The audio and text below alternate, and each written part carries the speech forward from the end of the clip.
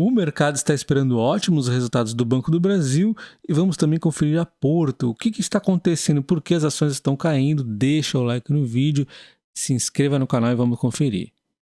Vamos entender então o que aconteceu com a Porto. Será que tem algum motivo aí por detrás das quedas nas ações após o resultado? Então começamos aqui com a receita da Porto. Teve um aumento de 26,5% em relação ao mesmo trimestre do ano passado. A receita na Porto Seguros, na parte de seguros, aumentando 24,1%, a parte do Porto Saúde aumentando 32,7%, Porto Bank aumentando 11,1%, aliás, e 50,2% a parte de serviço. Então, em termos de receita, elas vêm crescendo bastante. A gente tem que entender o que está acontecendo em termos de custos, sinistralidade e outras questões aí, né? Além do resultado financeiro também. E observando a lucratividade e rentabilidade do Porto, nós temos aqui resultados históricos em termos de lucro líquido do primeiro trimestre de 2023. Não tivemos outro com um patamar tão alto. Então, realmente, a Porto começa a dar um bom resultado. Porém, quando observamos aqui o ROE, mostra que em termos de rentabilidade ainda tem elevação a ser conquistada. Óbvio, a empresa está num momento de crescimento e um momento de diversificação. Isso não quer dizer que ela vai atingir os mesmos patamares anteriores, mas ainda assim existe um pouco de margem aqui para alta e ela já tem um lucro líquido histórico. Então isso aqui pode melhorar bastante. Então cabe a nós entender quais estão sendo os problemas da empresa nesse momento. Em relação ao trimestre do ano passado, o salto foi monstruoso, né? De 175 para 333. Então, nós já olhamos o operacional da Porto, a gente já vai entrar em mais detalhes, tá? Porém, olhando aqui agora as aplicações financeiras, que nada mais é o resultado financeiro da Porto, nós temos números muito mais altos do que os trimestres anteriores no resultado financeiro. Porém, a rentabilidade, embora sim também tenha aumentado trimestre após trimestre, uma sequência aqui de recuperação, ainda tem margem para continuar subindo. Ela está 79% do CDI, porque ela tem uma carteira mais diversificada. Então, em um momento de Selic baixa, ela teve aqui uma rentabilidade melhor e agora realmente acaba sofrendo um pouquinho. É bem diversificada a carteira dela, inclusive contendo ações dentro. Mas quando essa Selic começar a reduzir, isso também pode ser de repente positivo aí para Porto, né? Por fim, chegamos então ao resultado da Porto aumentando 90,1% no lucro líquido em relação ao mesmo período do ano passado. Porém, quando a gente compara com o trimestre anterior, uma queda de 40%. E aqui é que tem um pouco de decepção do mercado. Eles estavam esperando números mais próximos do quarto trimestre do que propriamente o número que for aqui reportado.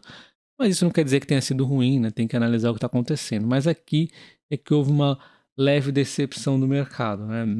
Os números acabaram caindo em relação ao trimestre anterior, um pouco mais do que eles esperavam. E falando então das frentes da Porto, começando aqui com a parte de seguros, o principal ponto da Porto Seguros inteira é a parte do alto, a parte mais representativa da empresa Porto como um todo. E aqui o desafio que nós podemos lembrar é a questão da sinistralidade aumentando pós-pandemia, fim de lockdowns, e um outro desafio na sequência que foi a inflação que consumia muito custo e ela tinha que repassar esses prêmios. Ela conseguiu fazer isso com louvor e conseguiu ir repassando mais rápido do que as demais seguradoras do mercado. Mesmo assim, as cotações sofreram muito, ficaram de graça e rapidamente começaram a subir por conta dessa repassagem aí, né? Então, nós vemos aqui o prêmio aumentando 25,5% em relação ao mesmo período do ano passado, os ramos alimentares aumentando 20,8%, a vida aumentando 16,2% e a sinistralidade também vem caindo. Inclusive, uma bela de uma queda em relação aqui no alto, né?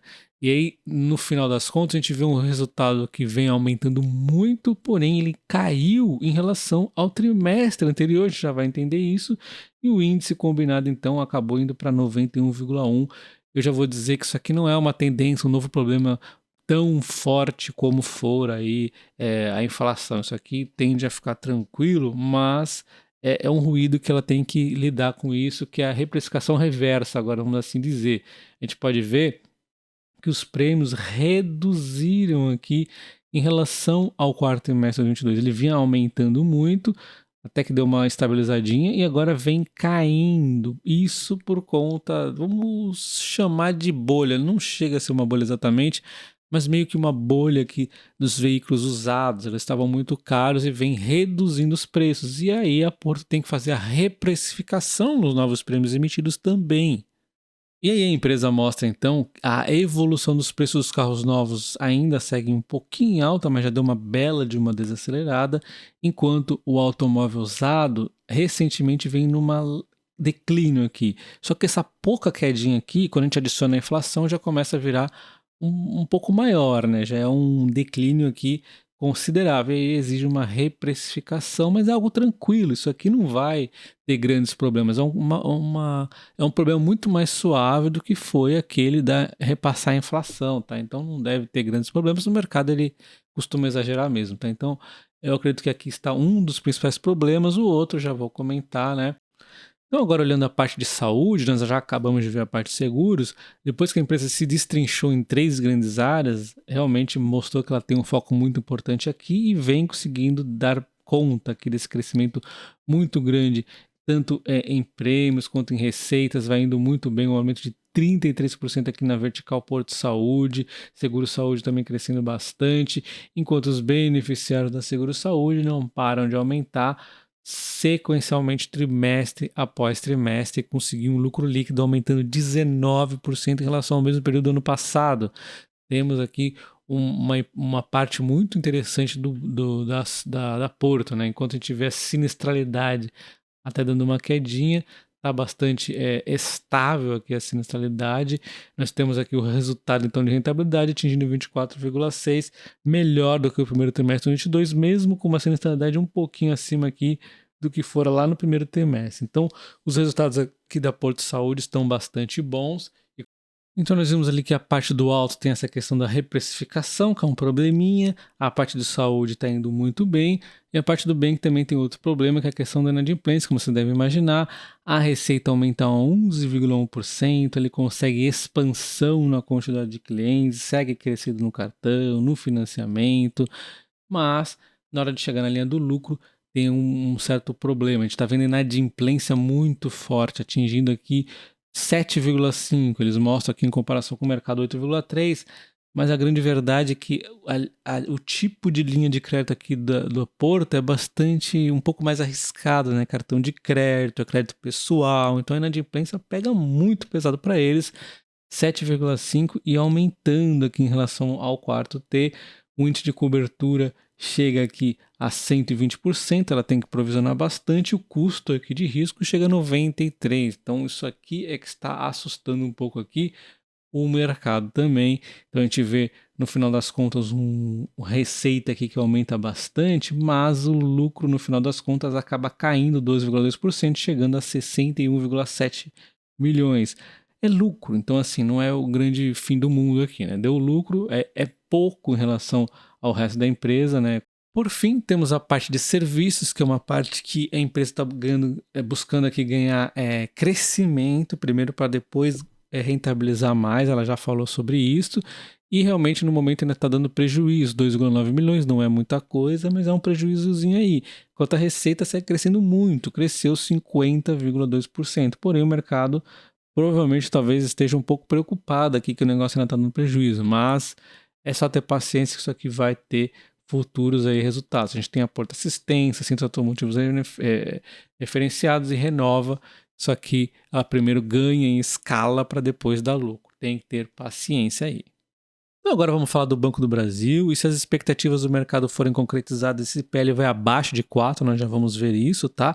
Mas no momento o PL e o PVP dele já mostram um GAR muito interessante com uma margem de 157%.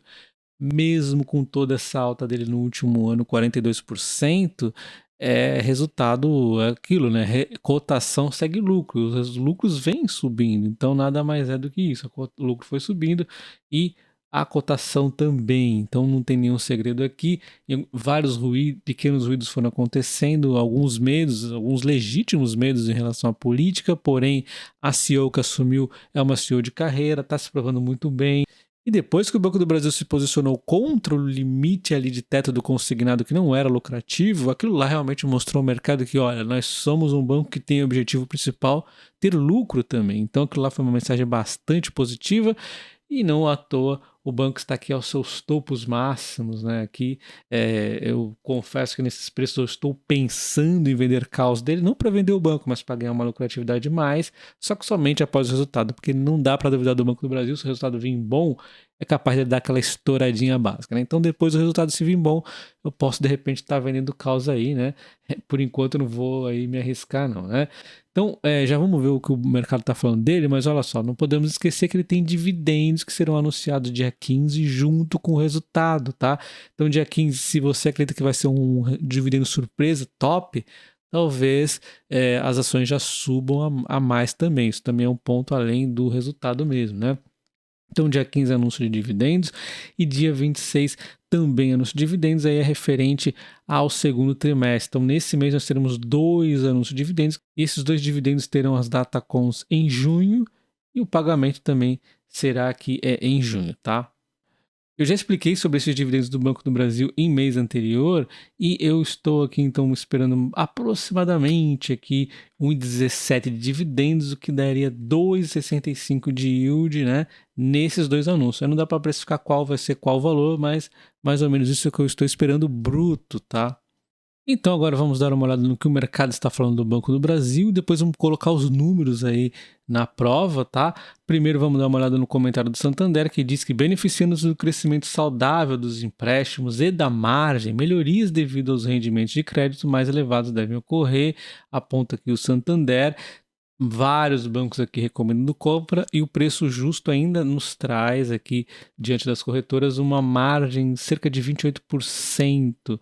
As ações têm um preço justo de 56,61 e então ainda tem um bom potencial de alta, segundo os analistas. Então, dando uma olhada nas previsões aqui do mercado, o consenso prevê 8,4, Santander 8,4, Genial 8,4, lembrando que o Banco do Brasil fez aí no quarto trimestre 9,0 e no primeiro trimestre 6,6. Isso faria uma queda de cerca de 6% no lucro em relação ao trimestre anterior, mas um aumento de 28% em relação ao primeiro trimestre. Somente o BTG está um pouco mais pessimista, com um lucro de 7,9%, que é ainda 12% em relação ao primeiro trimestre, 20% de alta. Só que pode ser que o BTG esteja colocando Americanas aqui dentro, não estão claro aqui as especificações, nenhum deles comentaram direito isso. O fato é que temos 781 milhões aqui, 88 da Americanas, que podem ser provisionados, né? Talvez 100%, talvez um pouquinho mais para chegar aos 70%, né? Ele provisionou apenas 50%. Bom, enfim, Americanas a gente deixa aqui no radar, não temos como ter certeza, mas o fato é que se esses números aqui estão sem nenhuma provisão essa da Americanas, eu acho que o Banco do Brasil pode até superar esses números aqui, né? Enfim, né? Esses são os números dos analistas. E dando uma olhada aqui no lucro por ação ajustado, né? Já é um pouquinho maior do que a gente vê nos sites ali, que fica quase em 11, e no meu aqui já ajustado, que eu peguei ali do Banco do Brasil, dá 11,10. E no lucro ajustado, com essa média aqui do consenso do lucro para o primeiro trimestre de 2023, nós teríamos então um LPA indo para 11,75, com isso um aumento de 5,9 no lucro por ação, levando um PL de 3,76. Um PL de graça para um bancão, né? Mesmo ele sendo aí estatal, a gente sabe que independente de estar indo bem ou não, nunca podemos esquecer que o governo futuro ou este mesmo pode acontecer alguma coisa, então sempre tem que ter um desconto, mas 3,76 me parece ainda ser um desconto plausível, desde que não baguncem muito aí, né? Então não se esqueça de se inscrever no canal e também considere se tornar membro para você ter acesso a vídeos exclusivos, planilha de preço teto. Deixa o like no vídeo e comenta se você tem o Banco do Brasil ou a Porto. Um abraço, até o próximo, valeu!